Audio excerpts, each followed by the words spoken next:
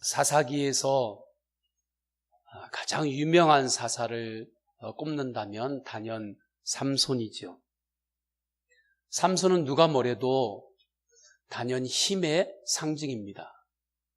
그래서 많은 사람들은 보통 삼손이 태어날 때부터 그렇게 힘센 사람이었다 생각합니다. 그런데 그렇지 않습니다. 삼손은 어릴 때부터 힘센 사람이 아닙니다. 하나님의 영으로 충만할 때 그때 그 안에서 힘이 나왔습니다. 사사기서 15장 14절을 보면 알 수 있어요. 삼손이 레히의 이름에 블레셋 사람들이 그에게로 마주 나가며 소리 지를 때 여호와의 영이 삼손에게 갑자기 임하심에 그의 팔 위에 밧줄이 불탄 삼과 같이 그의 결박되었던 손에서 떨어진지라. 삼손은 하나님의 영이 임함으로 힘을 얻었고 자신을 결박하고 있는 그 밧줄을 끊었습니다.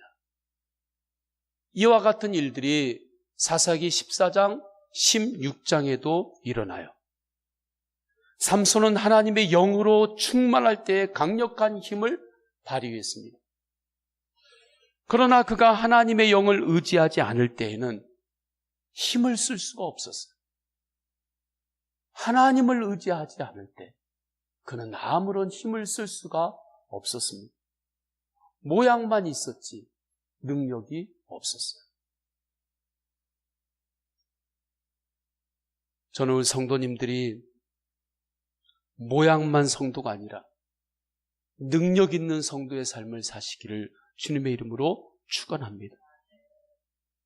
또한 삼손은 하나님 앞에서 순종과 절제의 삶을 살 때 힘을 발휘했습니다. 삼손은 나실인이죠. 나실인이란 평생 세 가지를 꼭 지켜야 했어요. 첫 번째는 포도주를 입에 대지 아니하는 거였고, 두 번째는 부정한 것을 만지지 않는 거였습니다. 그리고 세 번째는 머리에 삭도를 대지 않아야 했어요.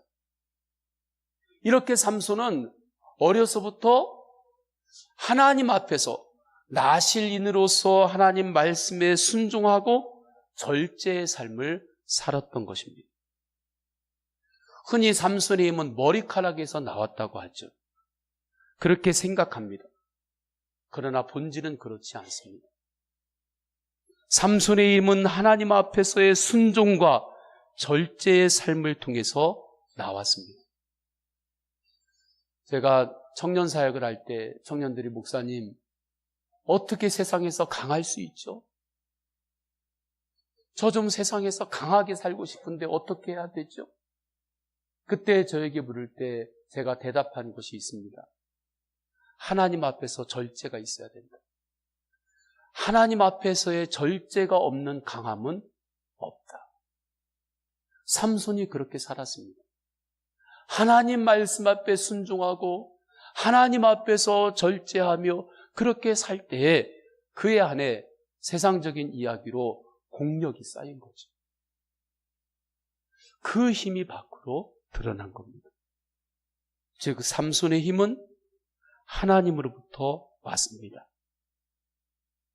많은 사람들이 힘을 자신의 노력으로 얻었다고 생각합니다. 그래서 나에게 조금이라도 무슨 힘이 주어지면 그것은 내 힘이라고 생각해요.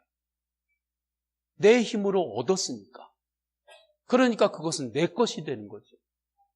그때 그 힘을 내 마음대로, 내 가치대로 쓰려고 합니다. 그 유혹이 생겨요.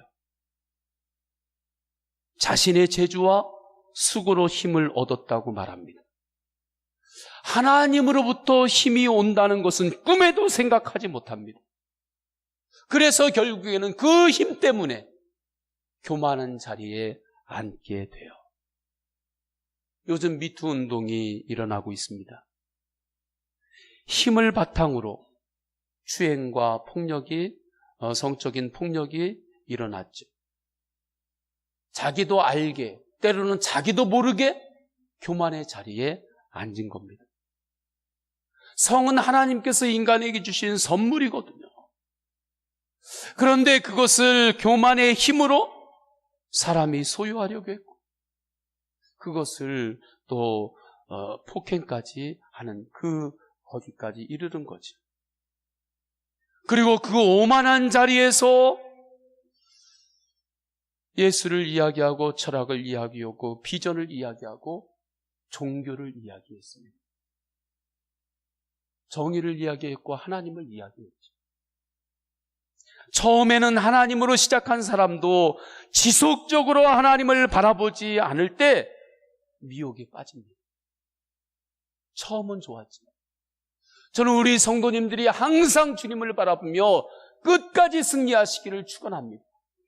100m 달리기를 하는 선수가 60m 달릴 때까지 1등 했다고, 야, 내가 여기까지 1등이다 하고 그냥 다리에 힘을 풀어버리면 그 100m 결승전이 있는데 거기까지 1등으로 갈 수 있겠습니까? 아니죠. 끝까지 힘을 다해서 달리는 거죠. 그렇게 우리 성도님들이 언제나 끝까지 주님을 바라보면서 오직 주님만 의지하며 사시기를 주님의 이름으로 축원합니다. 한 번은 예수님 의지했다가, 한 번은 내 힘 의지했다가, 한 번은 또 주님 바라봤다가, 한 번은 또 내 재주 바라봤다가, 그렇게 왔다 갔다 하지 마시고 오직 주님만을 의지하며 주님만을 바라보시기를 주님의 이름으로 축원합니다. 미혹에 빠졌을 때 그 모든 것들은 한 번의 실수가 아니고 교만의 열매예요. 이러한 교만이 우리에게도 있다면 누구라도 넘어질 수 있어요. 미투의 대상이 될 수 있어요. 저는 이 시간에 주님 앞에 또다시 내 안에 십자가 앞에 설 때 주님의 환한 성령의 환한 빛이 나를 조명할 때 내 안에 교만과 내가 알든 모르든 그 주님 앞에서의 죄가 있다면 주님 앞에 그것을 십자가 앞에 내려놓으시기를 축원합니다. 십자가 앞에 내려놓으면 주님은 그것을 받으세요. 묻지 않고 받으세요. 그것이 십자가의 사랑이고 은혜입니다. 모든 힘의 근본은 하나님으로부터 온다는 것을 잊지 마시기를 축원합니다. 여러분의 신용카드는 잃어버려도, 통장의 비밀번호는 잃어버려도 모든 힘은 하나님으로부터 온다고 하는 이 진리만은 잊지 않기를 축원합니다. 신용카드도 잃어버리지 말고 비밀번호도 잃어버리지 마세요. 그래야 그 힘을 겸손함으로 하나님의 뜻대로 쓸 수 있습니다. 저는 오늘날 많이 이야기하는 인권도 그렇다고 생각합니다. 인권도 하나님과 연결될 때 온전하게 완성될 수 있습니다. 왜냐하면 사람은 하나님의 형상으로 지음받았기 때문에 그래요. 그래서 하나님과 단절된 관계가 없는 인권은 언젠가 그것이 또 다른 교만이 되어서 하나님을 대적할 가능성이 있습니다. 그래서 우리는 시편의 말씀을 마음에 잘 새겨야 돼요. 시편 18편 1절에 나의 힘이신 여호와여 내가 주를 사랑하나이다. 나의 힘이신 여호와여. 시편 46편 1절에 하나님은 우리의 피난처시요 힘이시니 환난 중에 만날 큰 도움이시니라. 세상에는 힘이 되는 것들이 많아 보입니다. 정치력이 힘인 것 같고, 재물이 힘인 것 같고, 인맥이 힘인 것 같습니다. 어느 면에서는 맞습니다. 우리가 세상 살아갈 때 이러한 것들이 필요하기 때문에 어느 면에서는 맞아요. 그러나 정말 영적인 눈, 믿음의 눈이 열리면 그렇지 않음을 깨닫습니다. 이 믿음의 눈이 열린 사람이 누굽니까? 사도 바울이죠.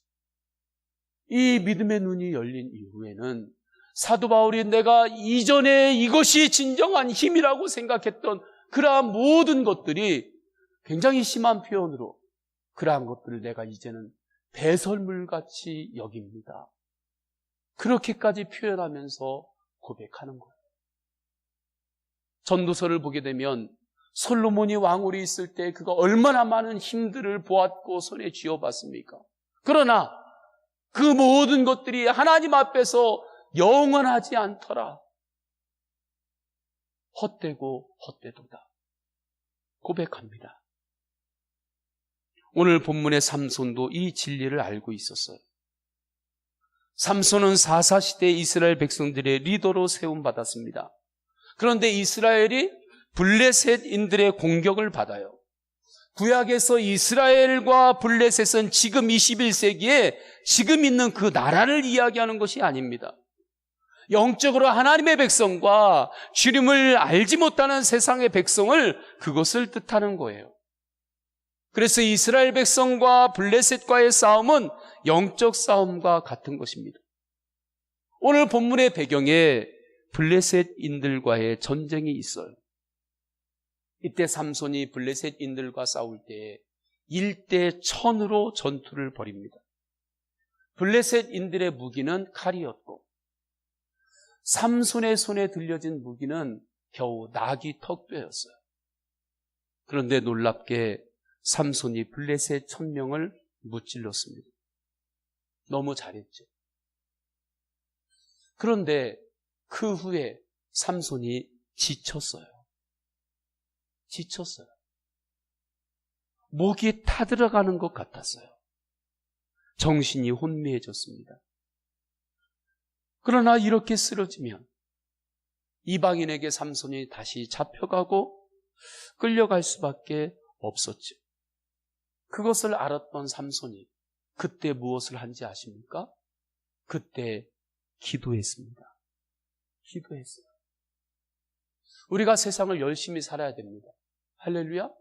왜냐하면 하나님이 주신 시간들이니까. 하나님이 주신 시간을 우리가 허투루 쓸 수 없잖아요. 그러나 열심히 산다고만 되는 게 아니에요. 열심히 살아도 삼손이 1000명과 1대 1000으로 싸웠던 것처럼 그렇게 열심히 살아도 때로는 지칠 때가 있고 때로는 목이 타들어갈 때가 있어요. 그때 성도님들은 무엇을 하시나요? 그때 무엇이 먼저 생각나나요?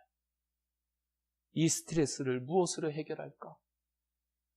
그것부터 생각이 나시나요? 이것을 해결하기 위해서 맛있는 걸 뭘 먹고 내가 좀 해결할까?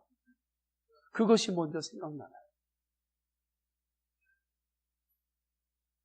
그때 하나님을 먼저 생각하시길 축원합니다. 그리고 기도하세요. 단순한 것 같지만 그때 무릎을 꿇는 그 무릎이 승리를 결정합니다. 그것이 하나님을 믿는 성도의 삶이에요. 우리는 그렇게 사는 거예요. 세상은 날고 뛰고 날아간다고 하지만 성도는 미련한 것 같이 그때 하나님 아버지 앞에 무릎을 꿇는 거예요. 우리는 그렇게 사는 사람이에요. 삼손이 그렇게 주님 앞에 무릎을 꿇는데 주님 앞에 기도하는 그 기도 내용이 18절 말씀입니다. 18절을 우리 다 함께 읽겠습니다. 시작. 삼손이 심히 목이 말라 여호와께 부르짖어 이르되 주께서 종의 손을 통하여 이 큰 구원을 베푸셨사오나 내가 이제 목말라 죽어서 할례 받지 못한 자들의 손에 떨어지겠나이다 하니. 기도는 바로 이겁니다. 기도는 삼손처럼 내 있는 그대로의 모습으로 하나님께 나아가는 거예요. 세상에서는 1대 1000으로 전쟁을 할 정도로 용맹한 장수였습니다. 그러나 하나님 앞에서는 어린아이처럼 자신의 문제를 고합니다. 하나님, 내가 목말라 죽게 됐습니다. 하나님, 내가 너무 목이 마릅니다. 하나님, 나를 도와주십시오. 세상적으로 장수의 모습이 아니죠. 그러나 기도가 이런 겁니다. 삼손은 기도할 때 지혜로워요. 자기의 상황을 먼저 정확하게 파악했습니다. 기도자는 현실적입니다. 정말 간절한 기도는 아주 현실적일 때, 그때 거기에서 간절한 기도가 출발이 되는 거예요. 삼손은 자기의 상황, 나는 목말라 죽을 지경입니다. 이대로 갈 수 없습니다. 이대로 살 수 없습니다. 이대로 가다가는 블레셋인들 손에 떨어집니다. 삼손은 지금 자기에게, 나에게 정말 필요한 기도 제목이 뭔지를 알고 있었어요. 저는 우리 성도님들이 정말 나에게 지금 정말 필요한 기도 제목이 뭔지 알고 있기를 축원합니다. 정말 알고 계십니까? 우리 자라는 학생들이 내 적성이 뭔지 그걸 몰라가지고 그걸 찾기 위해서 얼마나 애씁니까?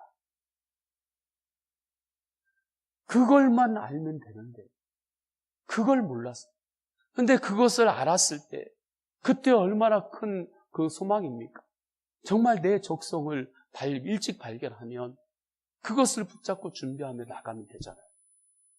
근데 영적으로도 많은 성도들이 기도를 한다 하면서 정말 나의 기도 제목이 지금 뭔지 그것을 모르고 기도해요. 정말 내가 기도해야 될 지금 나의 기도 제목이 뭔지를 모르고 교회 다녀요. 모르고 그냥 신앙생활을 해요. 다시 한번 묻습니다. 정말 성도님이 이 시간에 하나님 아버지 앞에 내가 주님 앞에 이것을 기도해야 되는데 그 기도 제목, 내가 해야만 하는 그 기도 제목을 알고 있습니까? 알기를 원합니다. 주님 앞에 그렇게 기도하세요. 하나님, 정말 내가 주님 앞에 기도해야 될 기도 제목이 뭡니까? 그것을 알기를 원합니다. 주님께서 깨닫게 하시고 또 이미 주님께서 우리 성도님들에게 그것을 알게 해주신 분들이 있다면 또 하나는 그 기도를 자꾸 미루지 마십시오. 세상에 정말 미루면 안 되는 것이 있는데 기도는 미루면 안 돼요. 착각하는 것이 있습니다. 기도는 다음에라도 언제든지 내가 마음만 먹으면 언제든지 그 기도는 할 수 있다고 생각합니다. 내가 마음만 먹으면, 아직 내가 마음을 안 먹어서 그렇지 기도하려고 내가 마음만 먹으면 다음에라도 충분히 할 수 있어요. 목사님, 사순절 특세가 내일부터 시작이 되는데 내가 마음을 안 먹어서 그렇지 마음만 먹으면 제가 다음에도 제 기도 제목 충분히 기도할 수 있어요. 그런데 그렇지 않습니다. 지금 기도해야 될 기도 제목이 있어요. 흔히 웃으면서 우리가 하는 이야기가 있잖아요. 오늘 점심밥 안 먹으면 평생 그 점심밥은 못 먹는다고. 오늘 점심은 지나간 거니까 오늘 먹을 점심은 오늘 먹어야지 오늘 못 먹으면 그 점심은 평생 못 먹는다고. 우스운 이야기 같지만 기도할 기도 제목도 지금 기도해야 될 기도 제목이 있어요. 그 기도는 지금 해야지 다음에는 못할 수 있습니다. 만약에 삼손이 지금 목말라 죽게 되었을 때 하나님께 그 기도 제목으로 간구하지 않았으면 그에게 다음이 있었을까요? 없었죠. 자녀를 위해 기도할 때도 그 자랄 때 그때 받아야 되는 기도가 있어요. 그때를 훌쩍 커버리면 기도하고 싶어도 할 수가 없는 거예요. 삼손이 아무리 1000명의 적군을 무찌른 장수였다 하나 그에게도 얼마나 1000명과 싸웠으니 상처들이 얼마나 많았겠습니까? 말씀을 읽으면서 상상을 해보면 삼손의 온 몸에 얼마나 큰 상처들이 있었겠어요. 1000명하고 싸웠는데 그 가운데서도 삼손은 다시 기도의 손을 듭니다. 자신의 상처만 바라보고 있지 않습니다. 상처를 회복하시는 하나님을 바라보았습니다. 그때 하나님께서 응답하셔요. 저는 우리 성도님들이 상처가 있을 때 그 상처를 무시하라는 것이 아니라, 그냥 덮어놓고 살라는 것이 아니라, 그것만 바라보고 사는 게 아니라 상처를 치유하시고 회복하시는 하나님을 바라보며 믿음으로 사시기를 축원합니다. 그때 눈을 들어 하나님을 바라볼 때 그때 기도가 나오는 거예요. 하나님께서 그 삼손에게 응답하십니다. 그 응답의 내용이 19절이죠. 우리 다 함께 19절을 다 함께 읽겠습니다. 시작. 하나님이 레이에서 한 우묵한 곳을 터뜨리시니 거기서 물이 솟아나온지라 삼손이 그것을 마시고 전신이 회복되어 소생하니 그러므로 그 샘 이름을 에낙고레라 불렀으며 그 샘이 오늘까지 레이에 있더라. 아멘. 하나님은 지치고 상한 심령인 삼손에게 우묵한 땅에서 샘물을 터뜨려 주셨습니다. 기도의 기적이 일어났죠. 삼손은 그 샘물을 마셨습니다. 새 힘을 얻었습니다. 그래서 그 샘 이름을 에낙고레라 불렀어요. 에낙고레라고 하는 이름의 뜻은 뭐냐면 부르짖는 자의 샘이라는 뜻입니다. 부르짖는 자의 샘, 기도하는 자의 샘. 기도하지 않으면 그에겐 샘이 없습니다. 그러나 기도하는 자에게는 그 샘이 터집니다. 기도하는 삶을 사시기를 축원합니다. 저는 우리 성도님들에게 이러한 은혜, 우묵한 땅에서도 샘물이 터지는 에낙고레의 기적이 있기를 축원합니다. 성도님들 생각에 지금 이곳이 우묵한 곳이라고 생각되는 부분이 있습니까? 그러한 관계가 있습니까? 기도하십시오. 기도할 때에 그곳에서 놀랍게 회복의 선물이 솟아납니다.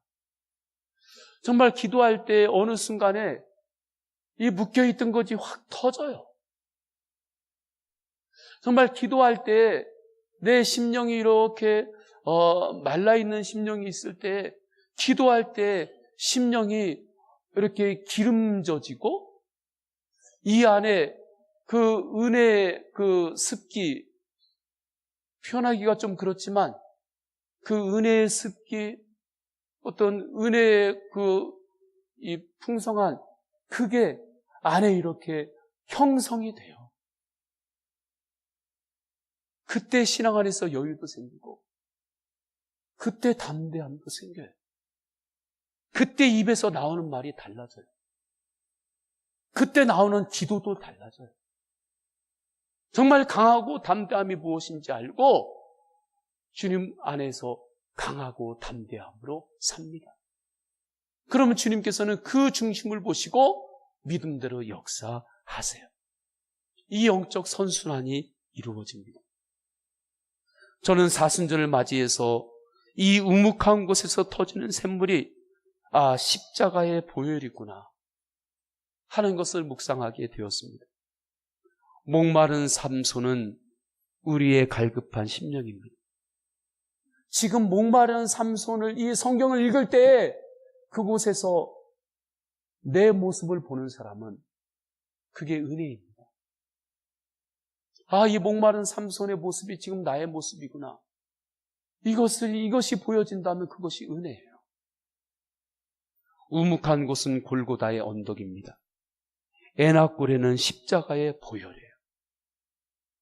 그 십자가의 사랑을 우리가 먹고 마심으로 우리는 나음을 입었고 영생을 얻었습니다. 주님과 행복하게 동행하는 사람은 어떠한 상황에서도 주님께 기도하는 사람입니다. 이걸 잊으면 안 돼요. 할렐루야. 제가 때로는 신방할 때, 목회할 때, 어떠한 어려움 가운데 있을 때 성도님에게 기도하셨나요? 그렇게 하면 제가 국 찌를 때가 있어요. 기도하셨나요? 국 찌르면 정신이 번쩍 나는 때가 있어요. 제가 기도를 잃어버리고 있었네. 기도할 생각도 못했네. 제가 기도하겠습니다. 주님과 동행하는 사람은 어떠한 상황에서도 기도합니다. 그 사람이 여러분이 되시기를 축원합니다. 그 사람에게는 에나꼬레의 샘물이 터져요. 내 마음에서 터지든 만남에서 터지든 내 가정에서 터지든 일터에서 터지든 어느 곳에서 터집니다. 그 에나꼬레의 그 샘물이 회개의 샘물로 터질 수가 있어요. 때로는 하나님의 도움의 샘물로 터질 수가 있어요. 그 은혜를 삶 속에서 체험한 한 사업가가 있습니다. 그 사람은 호텔왕 콜레드 힐튼이죠. 기도로 꿈을 이룬 호텔왕 힐튼이라는 책에 이런 말이 나옵니다. 나는 매일 아침 6시 30분에 교회에 찾아가 기도를 드렸다. 아무리 밤늦게까지 일을 해도 아침이면 무릎을 꿇고 기도를 드린 다음에 출근했다. 일과를 시작하기 전에 기도를 빠뜨릴 수가 없었다. 기도는 어머니가 나에게 준 첫 번째 열쇠였다. 힐튼은 꿈을 실현한 인생의 첫 번째 열쇠로 기도를 붙잡았습니다. 그리고 그는 계속 기도하는 삶을 살았어요. 그러니까 기도하면서 살았어요. 기도 따로, 사는 것 따로가 아니라 기도하면서 살았어요. 저는 우리 성도님들이 기도 따로 사는 것 따로가 되지 않기를 축원합니다. 기도하면서 사시기를 축원합니다. 그로부터 40년이 지난 어느 날 그는 다시 이런 고백을 합니다. 나는 지난 40년이 넘는 세월 동안 타당한 이유 없이 주일 예배를 빠져본 적이 한 번도 없다. 오늘날에도 날마다 교회를 찾아가서 무릎을 꿇고 기도를 드린 후에야 하루의 일과를 시작한다. 고민이 생길 때 기도하는 것은 절대로 부끄러움이 아니다. 사람은 누구나 일생 동안 기도를 게을리하지 말아야 한다고 생각한다. 만일 당신이 지금까지 한 번도 기도를 해본 적이 없는 사람이라면 지금이 바로 기도를 시작해야 할 때임을 알아야 한다. 하루를 시작하기 전에 매일 기도로 시작하십니까? 정말 하루를 시작하기 전에 하나님 앞에 기도를 시작하십니까? 내 컨디션이 좋든 좋지 않든 그거 관계없이 내가 뭔가 착한 일을 했든 때로는 내 안에 어떠한 어려움이 있든 그거 관계없이 무조건 하나님 앞에서 하루를 시작할 때 기도하면서 하루를 시작하시기를 주님의 이름으로 축원합니다. 아예 그렇게 나는 그렇게 살리라. 아예 이 시간에 그것을 결정하시기를 바랍니다. 아예 결론을 내세요. 무엇이 바쁜 사업가로 하여금 40년 동안을 변함없이 기도하는 사람으로 만들었을까? 한마디로 그는 기도의 기적을 알고 있었던 거죠. 그에게 인생의 위기가 없었던 것은 아닙니다. 1930년 미국이 경제 대공황을 맞을 때에 힐튼의 호텔 사업에도 위기가 찾아옵니다. 그때 그의 고백을 들어보면 다음과 같아요. 살다 보면 궁지에 몰릴 때가 있다. 갈 곳이 없을 때가 있다. 나에게 그런 때가 찾아왔다. 나는 벽 속에 갇힌 기분이었으며 한 발자국도 내디딜 수 없을 정도로 암흑 속에 묻힌 것을 느낄 수가 있었다. 그러나 나는 기도했다. 그리고 살 길이 열렸다. 나는 살아남았고 그 후 엄청난 기회가 찾아왔다. 기도가 나를 구해낸 것이다. 기도할 때 하나님께서는 에나꼬레의 기적을 일으키십니다. 이 호텔왕 힐튼의 이 간증을 우리가 들을 때 그가 그 호텔왕이 된 거기에 초점을 먼저 두지 마세요. 그가 매일마다 하나님 아버지 앞에 매일마다 기도했던 그의 삶에 초점을 두시기를 축원합니다. 그 다음은 주님께 맡겨요. 우리가 할 일은 기적의 주님을 바라보며 기도하는 거예요. 아침에 눈을 뜰 때 예수님을 먼저 생각하십니까? 아침에 눈을 뜰 때 예수님을 생각하시기를 축원합니다. 제가 아침에 눈을 뜨면 예수님이 생각나고 주님을 생각나면서 또한 우리 성도님들의 기도 제목이 있을 때 아침에 눈 뜨면 제일 먼저 성도님들의 기도 제목이 실제 생각이 나요. 정말 아침에 눈 뜨면 제일 먼저 기도 제목이 생각이 나서 그 기도를 하나님께 드립니다. 때로는 잠자다가 선잠으로 제가 비몽사몽간에 이렇게 할 때가 있어요. 그러면 그때도 보면 신기하죠. 그때도 보면 정말 성도들의 기도 제목을 제가 그게 제일 먼저 생각나요. 그리고 또 비몽사몽간에 기도 한 줄 하다가 그리고 언제 잠든지 또 모르고 아침에 눈을 뜨게 돼요. 아침에 눈을 뜰 때 제일 먼저 예수님이 생각나기를 축원합니다.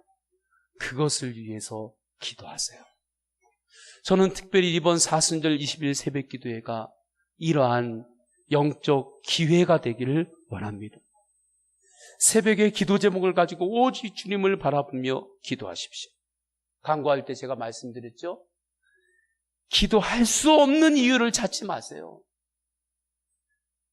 기도할 수 없는 이유를 찾으면 첫째도 나는 이것 때문에 바빠서 기도 못합니다. 난 아침에 일찍 기도하면 낮에 피곤해서 안 됩니다. 이것 때문에 난 기도 못합니다. 누가 들어도 타당한 이유가 나와요. 기도할 수 없는 이유를 찾지 말고 기도할 수밖에 없는 이유를 찾으세요. 기도해야만 하는 이유를 찾으세요. 그리고 주님 앞에 간절히 기도하세요. 그 자체가 은혜고 그 자체가 에나골의 그 샘물과 같은 기적이 터져나오는 그 열쇠가 됩니다. 그러면 기도의 기적인 에나골의 은혜는 우리에게 구체적으로 어떤 힘이 됩니까? 첫째, 어려움을 이길 수 있고 견딜 수 있는 힘이 됩니다. 고난의 진짜 무서운 것은 아프기 때문이 아니라 지치는 겁니다. 그게 진짜 무서운 거예요. 고난이 정말 힘든 것은 버틸 수 없고 감당할 수 없다는 낙심이 올 때입니다. 이러한 상황을 이사야 37장 3절에서는 해산에 비유해요. 그들이 이사야에게 이르되 이스기야의 말씀에 오늘은 환난과 책벌과 능욕의 날이라 아이를 낳으려 하나 해산할 힘이 없음 같도다. 산모가 아이를 낳으려고 하는데 해산할 힘이 없어요.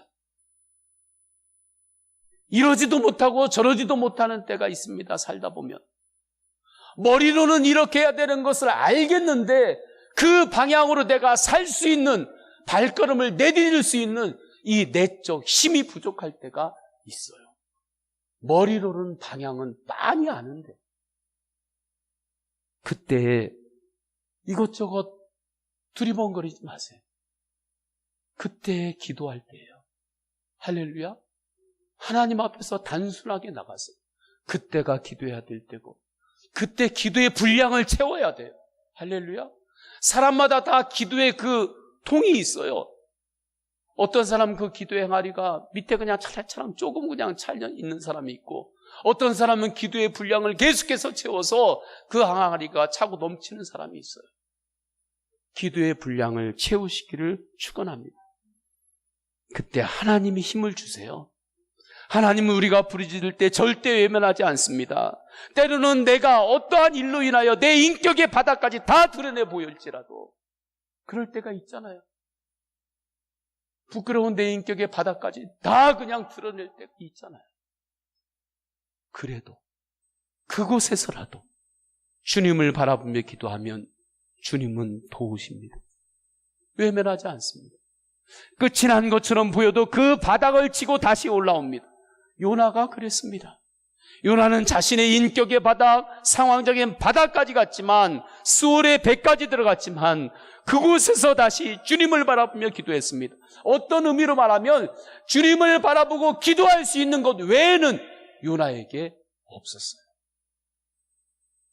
이 마음이 필요해요. 주님, 제가 주님을 바라보며 기도할 수 있는 것 외에는 주님, 제가 다른 방법이 없습니다.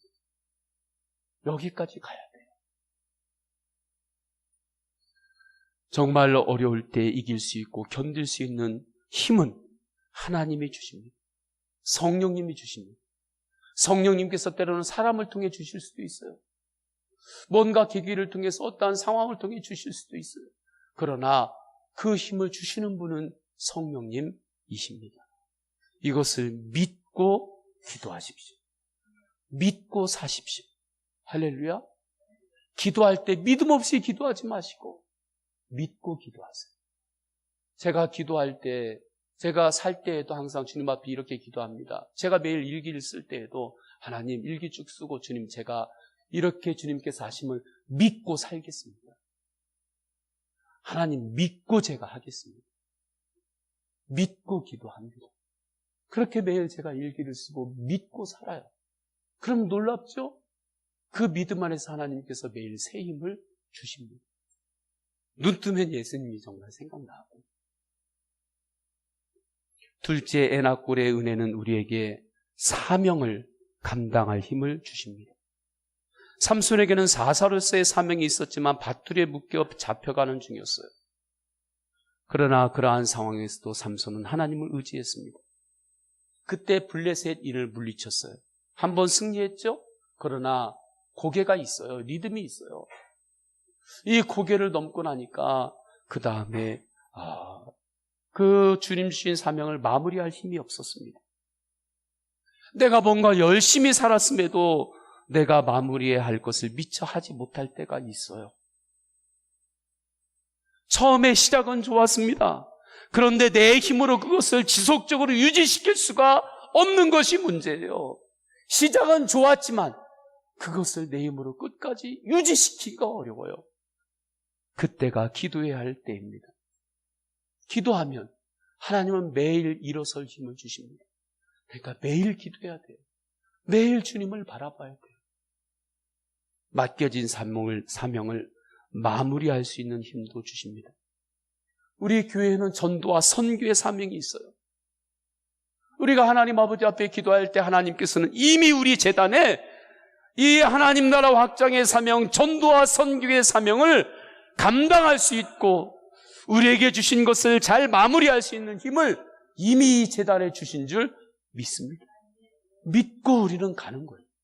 믿고 복음을 전하고 믿고 전도하고 믿고 선교의 지경을 넓히는 거예요. 마지막으로 춘천에 아일로라고 하는 매장이 있어요. 그 명동쪽에 가면 있는데 그 매장에서 그 매장을 운영하는 한 권사님의 그 고백을 제가 우연히 보게 되었어요. 그 고백을 말씀을 드리면 이렇습니다. 신앙생활에 가장 기억이 남는 것이 무엇냐는 질문에 대한 대답이에요. 저는 십자가의 은혜와 능력을 고백합니다. 전에는 어떤 사람이었는지 돌이켜봅니다. 지금도 더러운 것이 나의 안에서 강하게 역사할 때마다 내가 어떻게 변했는지 생각해 봅니다. 어찌 감히 하나님의 자녀가 되었는지 기이합니다. 하지만 분명 나는 하나님의 자녀라는 일컬음을 받고 있습니다. 주님과의 친밀한 교제를 통해 하나님의 자녀로서 누리는 특권이 얼마나 큰지요. 문제가 사라지지 않아도 이제는 문제로 여기지 않고 문제와 더불어 살 수 있습니다. 그러면서 기적과 해결을 맛보며 고백하는 믿음도 있습니다. 그때 모든 상황이 달라집니다. 힘들 때마다 새벽 기도에 참석하여 간절한 마음으로 기도와 간구를 드리면 어느새 문제를 해결해 주시는 주님의 깜짝깜짝 놀랄 때가 많습니다. 은혜는 하나님의 선물입니다. 하나님을 위해 열심을 내고 생을 잘 통과하여 마침내 천국에 들어가게 되길 소망합니다. 이분은 제가 아는 분인데 이분에게는 에라굴의 샘물의 은혜가 있는 거예요. 기도의 기적의 은혜로 사는 거죠. 이렇게 살 수 있어서 사는 게 아니에요. 정말 은혜로 사는 거예요. 저는 우리 성도님들이 언제나 주님만을 바라보며 기도하는 삶을 사시기를 축원합니다. 우리 다 함께 찬양하겠습니다. 찬양할 때 괴로움은 누구나 있지만 괴로울 때 주님의 얼굴을 바라보는 자가 그리스도인입니다.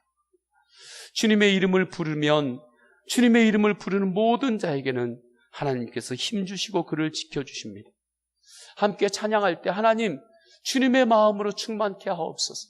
주님의 말씀을 이 시간에 머리로 듣고 가는 시간이 아니라 하나님의 말씀이 주의 영으로 내 안에 예수님으로 충만케 하시고 뭔지는 모르겠지만 주님 뜻대로 살고자 하는 그 열망이 하나님 내 안에 충만케 하옵소서. 그 심령으로 주님 앞에 우리 찬양하겠습니다. 삼손도 괴로울 때 주님을 바라보았습니다. 그 믿음으로 찬양합니다. 괴로울 때 주님의 얼굴 보라 평안의 주님 바라보아. 때로는 세상에서 시달림을 하고 세상에서 시달림을